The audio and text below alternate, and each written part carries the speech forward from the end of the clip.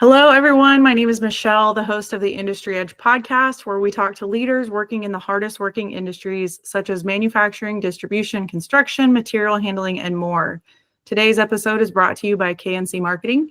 KNC is a full-service marketing agency that helps B2B industrial companies grow their brand and increase sales. KNC serves as either a fully outsourced marketing partner or supplement your in-house marketing team. To learn more about KNC's brand development, web design, and marketing services, visit kncmarketingagency.com. On today's episode, I'm very excited to welcome a true powerhouse leader, Shawn Jones. Shawn has spent over 25 years working for some of the world's largest material handling brands, including Crown, Briggs Industrial Solutions, and now serves as the president of Toyota Material Handling Midsouth, one of the largest Toyota material handling dealerships in the United States. He's the leader of hundreds of employees and is truly breaking the mold of traditional leadership. So I am extremely excited to welcome Shawn to the show. Welcome. Thank you. You read that exactly as I wrote it. So, thank you. I mean, I wasn't sure if you were going to read it exactly like I wrote that or you were going to edit it, but you did great. Thank you. Not needed. So tell me a little bit about you and what you do. Wow, thank you. So first off, I want to say how blessed I am to be on your podcast. This is so exciting. You and your team are doing amazing things, and this is going to make big impact in the industry. So super excited. Thank you. So I've been in the material handling industry for the last 25 years, originally from Dayton, Ohio, and kind of happened into this industry, which is basically, I describe material handling as a type of business where it's just all about moving things. So the logistics and supply chain space, and the focus is on a sector of the market that really, I believe, for the most part, is recession proof, and everybody needs it. So I got into that 25 years ago and started out selling the products that I represent now. And over time and several different moves and changing of brands, slowly worked into operations. And now I get an opportunity to oversee a material handling dealership based out of Nashville, Tennessee, which we have 11 locations in the Mid-South, and get to represent the number one forklift brand in the world, and that is Toyota forklift. So super blessed, and it's very unique because everything that I've done in this industry, I feel like that I've stumbled on, because I tell people all the time that material handling, especially material handling sales, where I kind of cut my teeth, is the best kept secret in sales. It is not the sexiest thing to talk about at dinner parties, I'll tell you that much, but it does pretty well and has done pretty well for me and my family. That's awesome. You talk about the pivots in your career and the big brands that you've worked for. What have been those turning points in your career as you look back on 25 years and you say, wow, that moment in time really got me where I was today? Yeah, I think with me, it was a lot about the people that I interacted with. In my industry, and I don't know if it's like this in a lot of people's industries, is you get in an industry and you're kind of working with a brand, and what you find is there are people in certain industries that kind of hop around to different brands within a same industry sector, and they ultimately kind of find their way back to the brand that they were at originally. And that was never what I did. Everything that I did was pretty kind of systematic trajectory into where I'm at now. But the big, I think, turning points for me were people that I engaged with that taught me more and more and more about the business. So I came in sales and came up through sales, and I still kind of view myself as a salesperson. And most salespeople, especially the really good salespeople, they don't do a really good job of making transitions into operations because of the type of God-given talent and skill set that a salesperson has to have. I feel like that with a lot of the people that taught me throughout the years, really helped me hone in what my sales skills were, but also develop a thirst for operations.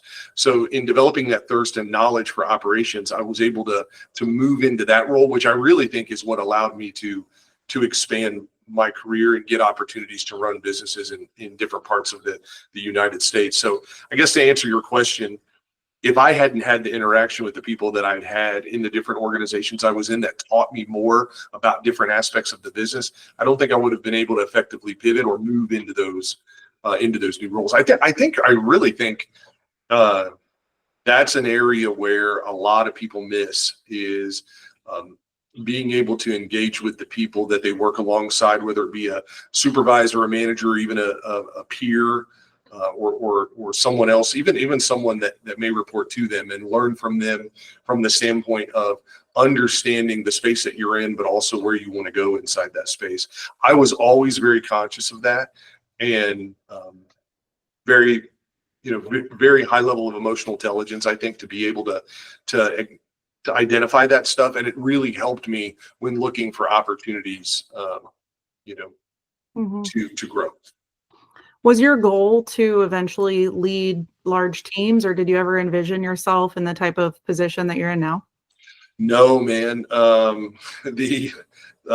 had really terrible goals early in my career, and like the kind of goals where if I'm coaching young leaders on how they want to kind of build a path for their career, I tell them exactly how I did it when I was early in my career, and I tell them don't do anything like that. And what I mean by that is the visions I had of where I was going to go in my career were very inwardly focused and selfish. And it was a lot about, I want to be able to grow and do more because I want more for me. And I want to grow and do more because I want to make more money, or I want to have a bigger title, or I want to do, and I made tons of decisions early in my career that way. And it wasn't until, and I was moving up doing that, by the way, but no matter how much of that, those goals I achieved, or how much of that water I drank, it never quenched my thirst. And I just kept drinking and drinking and drinking that water and never quenched anything. And it wasn't until I got to a point in my career where I really started setting my goals outwardly focused instead of inwardly focused that things started to turn for me. And it began to give shape to what I believe God's plan was for my life and what he wanted me to do. And I think that was leading people and being able to steward businesses that are successful and profitable in an effort to give us an opportunity to make positive generational life change inside of the families of the employees that I get the pleasure to serve, and do that in a large scale. So once I switched from being inwardly focused, which I got some wins, but it was never satisfying, to being outwardly focused, my goals became so much more clear, and it has allowed this trajectory to be as fast, as what we've had, at least here at Toyota, for example, in the last 7 years. Mm-hmm. That's awesome. I think if anybody listening goes and looks at your LinkedIn profile, they can see how passionate you are about the people that work with you. Can you give us a little bit of insight on the things that stand out to you in the culture that you have, leading hundreds of people, having assimilated businesses and things like that over the years? Like, what does it take to get a large group of people all moving down the track in the same direction? Yeah, that's a great question. It's very hard from the standpoint of the bigger the organization gets. Obviously, if you want to be a frontline leader, the smaller your company is, the more you're going to be able to do that. As you become a bigger organization, for example, when we first came in and partnered with Toyota to acquire the first business that brought us into Nashville, it was a small 2-location company, 45, 50 employees, $25 million a year in revenue, which may seem like a lot, but we were selling, high ticket items. So it wasn't a huge company. Fast forward 7 years, we're, pushing $150 million, several hundred employees, 11 locations. And I've had to change the way that I steward the organization based off of where we were to where we are. And the key to that is the people that you surround yourself with. If you do not surround yourself with other leaders that are very much in alignment with the core values and the vision and the the goals that you have set for the organization you're building, it's going to be really hard on you to continue to disseminate that out all through all parts of the company as you continue to grow. Now, no matter how big the company gets, as the leader, you're still going to have to be the cult of personality. You're still going to have to be the one that drives the vision for the company. But like I said, as the company gets bigger, you're going to need more support for people to actually implement those tactical things that drive that out through out through the organization. Not plugging here, but for Toyota, one of the things that has really helped us is Keckler, Neely and Company, being able to do that. I mean, when we started working together, when we were a $20 million company to pushing a $150 million company, you and I've had to work together on very much changing strategy on how we're going to do what Shawn did 5 years ago to a mass that's 6 times as big as what it was. So there's tactical stuff involved in there, but I think the real answer to your question centers around the type of people that you surround yourself with. And I am very, very particular about the leaders that are on my executive team. And aside from the hard skill that they bring to the table, they have to have a soft skill that drives those types of cultural things that I just spoke about. Mm-hmm. What are some of the top attributes, or aside from work skills, that you look for in those leaders that you're placing in those positions throughout the organization? Yeah, so my one of our core values, I think, that's different than a lot of individuals or individual companies' core values is we have a relentless pursuit of change. And if you really think about that, a lot of people view change as scary. And a lot of people view change as, well, change is just something you hit, which is like a bump in a road or turbulence in the air. And you just got to get through that. That's why they teach change management professionally. And then we just get through it. And then once we get through it, everything smooths out. I think that culturally for our organizations, one of the reasons we've had so much success is because we are consistently and ruthlessly pursuing change and trying to find those areas that we can change. Now, by saying that, I say that to say one of the key characteristics, what I look for when people come on board at Toyota Material Handling Midsouth to be on our team is they have to be very, very risk tolerant, and they have to be open and inviting and almost thirsty for change. So we certainly have checks and balances in place. I mean, I'm a big risk taker. I have people on my team that kind of pull me in the other direction so we can have that nice meet in the middle. Most great organizations do that. But for the most part, I think one of the key characteristics, like I said, is people that they're very much comfortable and want to buy into that relentless pursuit of change. So that's number one. And number two is they have to have a love for people, a genuine love for people. Now, when I say genuine love for people, I don't mean we love everybody and everybody gets a pass and we're just a big family and you got some people that are performers and some people that are underperformers and we just love here. To me, that's not a definition of love. And in fact, that I actually view that as a little bit of selfishness. And when I talk about a true love for people, loving people enough where they will go the extra mile to support them and to help them get better,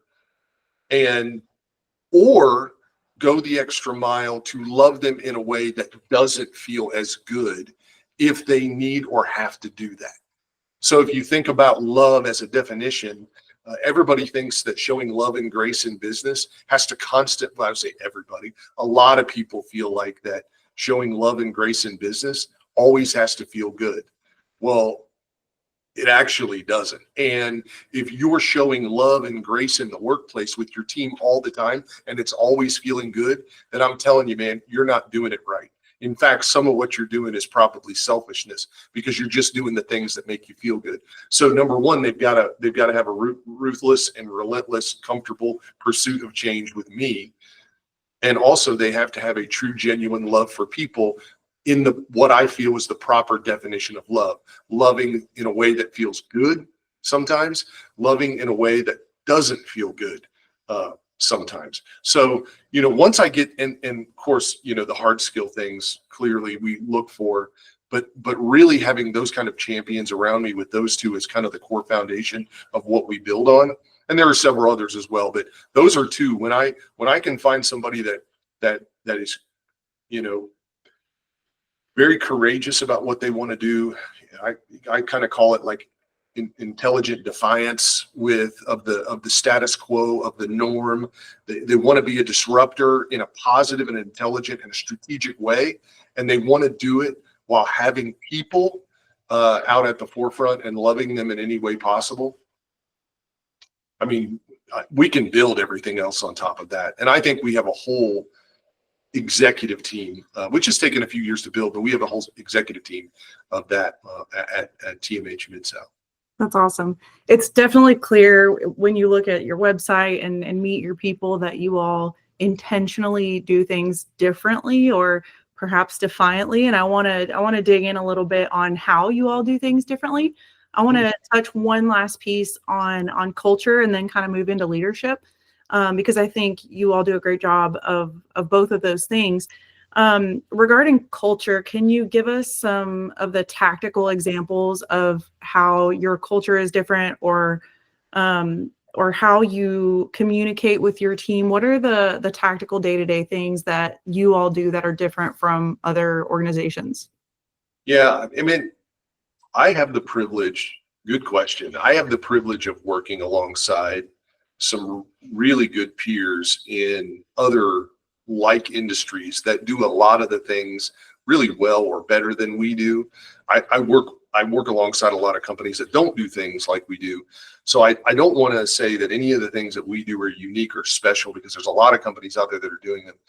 But a couple of the things that come to mind are, I'll back up and say this. Our workforce is primarily skilled labor, blue collar workforce.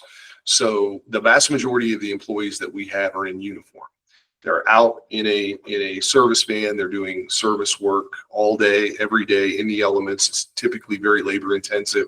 But these are so brilliant employees that are salt of the earth individuals. And, with that being said, we really wanted to develop our culture in a way that pours into that type of employee. I don't say that type of employee in a negative way. It's just different than other people's employees. And that's really kind of how we built our culture. And characteristically, when you engage with the types of employees that we engage with, there's a lot of challenges that they face inherently, typically, that are the types of challenges that a lot of other individuals, both in their personal and professional life, don't necessarily deal with on the frequency that they deal with. So as we have built our culture, one of the core pillars that we have really tried to build around with this type of employee base is, how can we step out of the Toyota Material Handling Midsouth world and provide resources to be able to support them as people. So we say all the time, we want to pour into the physical, the spiritual, and the mental well-being of all of our employees. And we really are intentional about that. So just to give you one example, one of the intentional ways we do this is we actually provide our employees on a completely voluntary and confidential basis. We provide them corporate chaplains. So we have 11 locations throughout the Mid-South. Each one of those locations, both office-based and field-based, each one of those locations is assigned a corporate chaplain to that location that confidentially and through voluntary basis walks alongside our employees in any circumstance that they would be dealing with, whether it's an employee that's dealing with a family issue, whether it be kids or marriage or monetary money issue or work stress, or even a physical issue, or the fact that, you know, they're having issues with family members, or they're just in a place where they need somebody you know, to walk alongside and just love on them because their heart is hurting for a reason, for some reason. We've gone the extra mile to try to create a resource that pours into our employees that way. And I will tell you this, when we do our stay interviews, and a lot of people ask me what stay interviews are, you know, when I think it's totally foolish that we wait until somebody quits to have an exit interview with somebody. Why the heck do you wait until they leave? Why wouldn't you sit them down while they're with you and have a stay interview and say, hey, what's going well? What's not going well? How can I be better for you? So when we have our stay interviews, one of the biggest compliments that we get from our employees is the corporate chaplaincy program. So we really try to do things that we know are going to be intentional to them. Another thing is, you know, we've created an environment where we're very transparent with our employees on financials, and we tell them, look, this is what we need to do to support, you know, our shareholders and the people that have invested in us. And if we want to build things out that are more impactful for our employees, this is what we have to do profit-wise to be able to achieve that. So when we do that, it gives them ownership in being able to build something. So when we are able to achieve the goals financially that we need to achieve to our stakeholders, we will pour money into the employees to be able to benefit them because they've got the visibility to it. An example of that is we have a couple of different plans within our organization where the company will fully fund their health insurance. So they don't have to pay for any health insurance out of their check. So they're getting chaplaincy, they're getting health insurance paid, they're getting, you know, we established a 4-day work week. Michelle, I'll even tell you something simple. When we came on board and started building this out, one of the things that somebody came to me with a great idea and said, you know, when somebody takes off for a holiday, whether it's Christmas, they're celebrating the birth of Jesus, or Easter, they're celebrating, you know, the crucifixion, resurrection of Jesus. When the 4th of July, they're celebrating, you know, the birthday of the country. It's always a group celebration, but the one celebration that is personal to that employee is their birthday.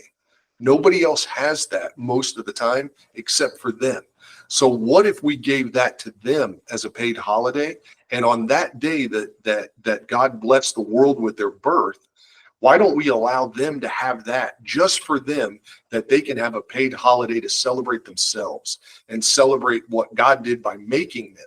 And so we added an additional holiday in our organization to give every single employee their birthday off. And even our stay interviews, we hear about that as well. And it's such a simple thing. So, so these are just examples of what we do to really pour into the culture. And by gosh, we don't do everything right. I still personally make a ton of mistakes, but and I get told about it and we try to rectify it. But that's just an example of how culture is super important to me, because, you know, I do believe in my heart that, you know, people are less likely to be lured away from a company, you know, for a little bit more money here, or a little bit more of this, or a little bit more of that, or hey, you get to work from home, or whatever these things are. And they will assign a dollar amount to how they're treated culturally inside of their organization. And that's what we try to do. And that's what we hope we can establish. That's awesome. Those are all really, really great things. Okay, so you mentioned kind of bucking the trend, and a term that I've heard you use before is defiant leadership. What does that mean, and how does that come to life in your day-to-day? Yeah, I've heard people, thanks for asking about that. I've heard people use that term, and I've never really applied it. I've never really feel like I should say kind of dusted it up, cleaned it up, and tried to apply it to what my style is and what I do until like the last few years, when I really started getting serious about what I refer to as defiant leadership was during COVID. And I started to define during COVID how we did business and how we needed to do what we needed to do as being smart, being safe, but not letting the circumstances of the market around us dictate whether or not we're going to be successful. And in having that conversation with somebody said, wow, I really respect this defiant approach that you're giving to leading your team. And that's when it popped in my head. And I thought, that's it. That's what we want to do. We want to, because when you think about what defiant leadership is, it's not reckless. It's not non-tactical. It's not not calculated. It's all of those things, but it is not accepting the norm. It's not being okay with status quo, and it's being afraid of being comfortable. So, you know, people say all the time that nothing good happens inside your comfort zone. And I really, really believe that. Like, in fact, when we coach about defiant leadership and how we really want our leaders to act, I'm all the time warning our leaders about the comfort zone.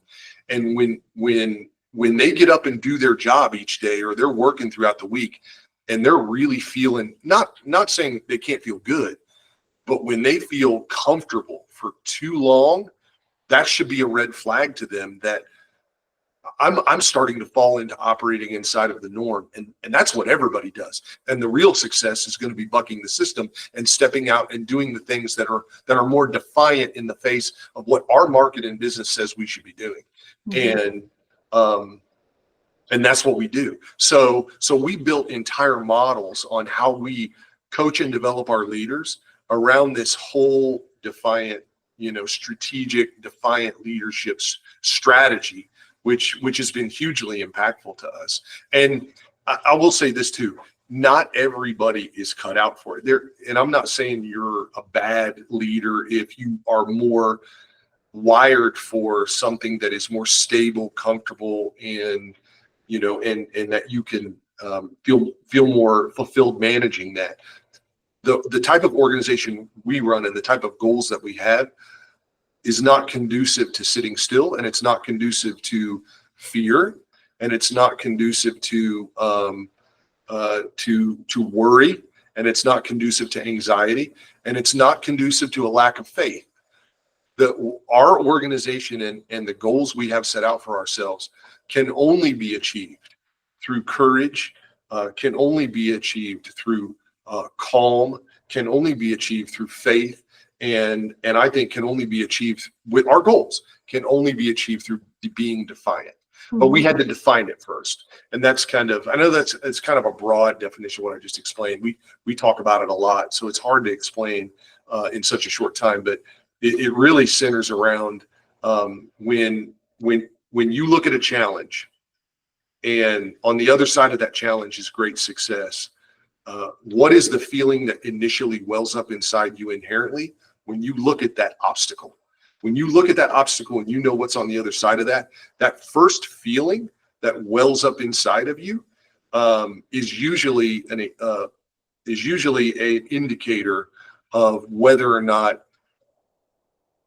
you would have kind of the God-given wiring to be able to accomplish this kind of defiant leadership strategy. If the feeling that wells up is uncomfortable, and how would I be able to avoid this, or how can I change direction to keep going the way I need to go, but do it in a way that doesn't impact the thing that I'm trying to impact, then it's something that you probably wouldn't want to do. But if you look at that as an opportunity and say, how much is this going to hurt me? I'm going to go through this. How bad is it? How can I minimize the pain? How can I do that? But you've never once thought about not going through that. That's a defiant leader. And those are the types of things that we coach and teach, and we try to vet to be able to get people inside of our organization that can be supportive in that. How can someone like in middle management that doesn't have a defiant leader at the helm, like how can someone live as a defiant leader in the middle when they don't have the support or the same type of mindset at the top of the company? So like if they're not thinking the way that the leader thinks, Mm-hmm.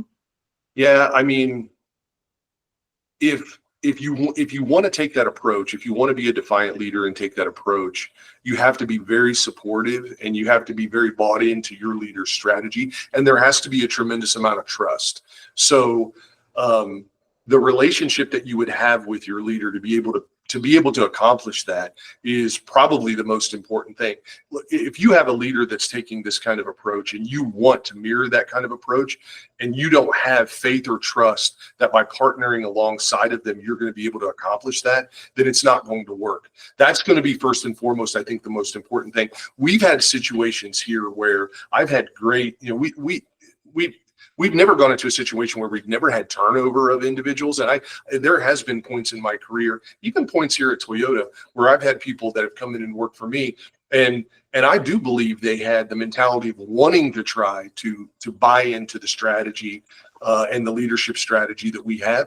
But unfortunately, they weren't, we weren't able to gel in a way that built trust to the point between both of us that could be accomplished. So I really think the engagement between the leader and the manager or the executive is the most important thing in being able to accomplish that.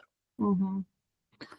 Tell me, as you have grown through your career and cultivated this way of leading people, and now leading people day to day, what are some of the rituals that you find most important in your life? And so I think that the most important thing for me as a leader, if somebody asked me a while back, I think on in another meeting, someone said, "Can you tell me the number one thing that you lean on, that the strategy that you think is defining for you with what you want to do as a leader?" And my answer was this, and I've got a couple of answers, but my core answer is this: when I learned how to harness the passion I had as a leader and be totally comfortable with being a passionate leader without being emotional, I started to win. And so people say it to me all the time, like, well, what do you mean a passionate leader but not emotional? There is a distinct difference between passion and emotion. What I describe as passion is great leaders lead with their heart. All great leaders lead with their heart. I think you would, and no matter how you peel it back, in every facet, that all great leaders lead with their heart. The most passionate leaders, and that exude the most passion, they lead with their heart, but they use their brain as the guardrails. The heart is the leader, the brain is the guardrails. That combination together is what's called passion. Emotional leaders are leading with the heart, totally unchecked. No head, no brain, totally unchecked. And the emotion lets it get out of control. When I learned how to completely shut off the emotional aspect of my leadership style while maintaining a significant amount of passion, it was a big win for me, because there's so many different challenges as a leader that I can walk through. Some of them business, some of them personal, as it relates to people and the engagement that I have with people. It was it was super. It was a super huge learning for me when I feel like that I hit the top of that mountain. So that's a style and a strategy thing.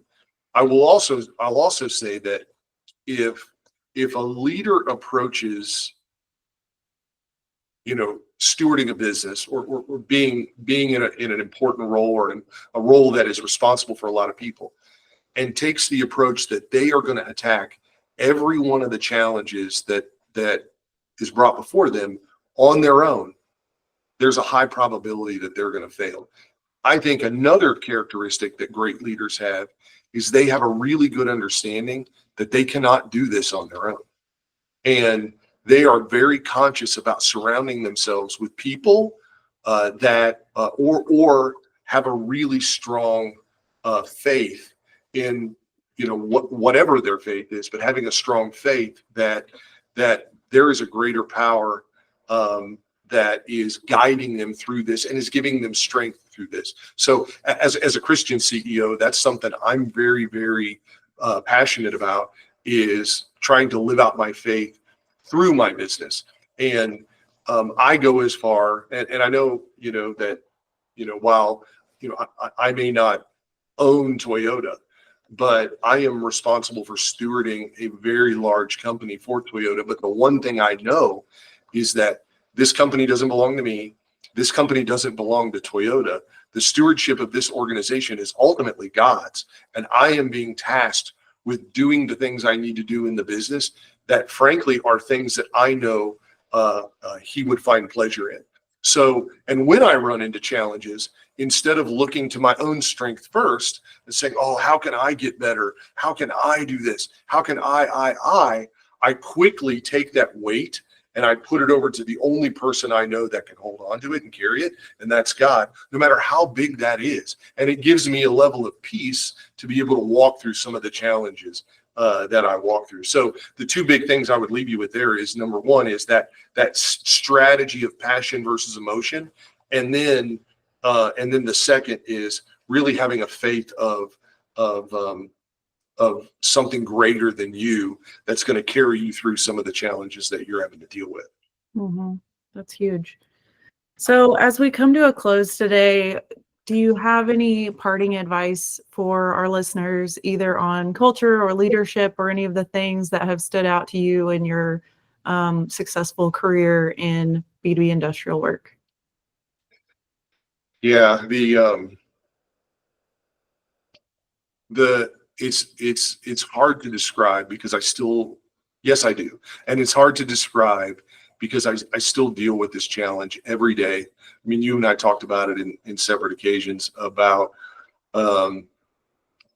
really why I do what I do, and not letting worldly desires kind of creep in on me, and that's a constant battle for me. So it's a journey, not a destination. I'm always fighting it. In this world, we're going to be attacked all the time. Your business is going to be attacked all the time. The enemy does not want success at Toyota. The enemy does not want success at Kepler Neely and Company. The enemy does not want success in whoever's business is listening to this. They don't want it to be successful. So it's a constant fight. And having, number one, an awareness that you are in a fight. We are in consistent spiritual warfare at all times. And we are being attacked at all times. And having an awareness of that, number one, I think is super important, because you can't let your guard down as it relates to the things around you and the decisions that you're making. The big thing is that, but I guess to kind of sum it up is kind of what I put on the heading of my LinkedIn profile is, a verse in a Brandon Lake song that says, having done this 25 years, and by the way, I've lived in 7 different states with my family. We've moved around, like a military family almost. And the heading I put in my LinkedIn profile was a verse that I heard in a song that he wrote a few years ago. And the verse is, I searched the world, but it couldn't fill me. And that's the story that I always try to tell the younger leaders is, man, I grew up very poor, and I was the first one in my family to go to college. And I know it sounds like I'm running for president here, but I was the first person in my family to go to college, and all of my family were blue collar, and we didn't have a lot of money, and all I ever wanted to do was be successful so I could have worldly things and do worldly things. And every worldly achievement that I had was going to be that was going to be the pinnacle that I needed to be at. And I was going to be there. And man, I kept achieving these goals. And Michelle, every single goal I set, I hit, and I never got fulfilled. And I never got my thirst quenched. And I kept going and going and going and going. And at times, my gosh, I just kept getting thirstier. And it wasn't until I got to a point where I realized that what I'm choosing to drink is never going to satisfy me, and I need to drink something else. And when I started to do that, it changed. So aside from knowing that you're under spiritual warfare, having an awareness and understanding and appreciation for what you are setting as your goals. And if you, as a young leader, really really extend your goals outward on what is going to make the biggest positive impact for those around me. And it's so cliche of the what would Jesus do thing. I mean, with the wristband and all the stuff, but it's so true. It's like, how would he act in this situation?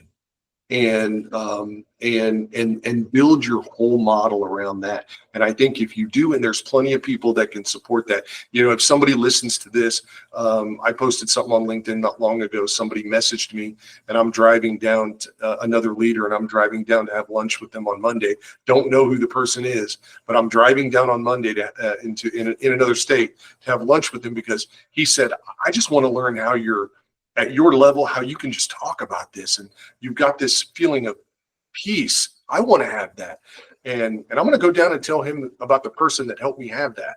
And like I said, if anybody is curious about what is this all about, it's not a church at work type thing. It's a relationship that I have that is just super impactful to my business and I think my people. So if somebody hears this and wants to know more about it, by all means, message me. I would love to talk to you more about it. But when I talk to young leaders, or older leaders for that matter, that's what I'm talking about is, you know, I've always got my shield up because I know where I'm at.